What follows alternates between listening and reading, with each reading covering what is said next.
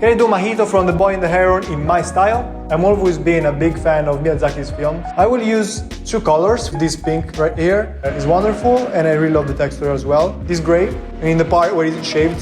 I will show you right here the image that I will use as a reference so you can see the difference between painted art and my style. This anime style is pretty different from my hyper-realistic portrait that I usually do. So I want to try something new. So I'm gonna prepare the board. Let's go.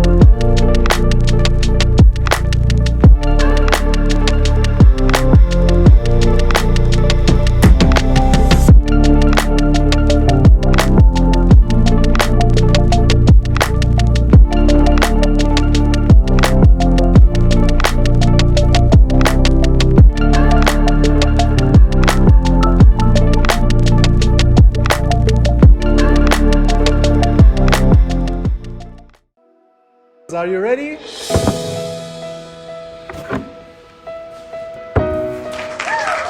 Voila! What can I say? It's pretty similar to the reference. I really love the eye and the shoulder. I think the shoulder is the best part because the pink is mixed with the white background of the board and it has a lot of light in this part. It's very cool. Yeah, overall I think it's wonderful.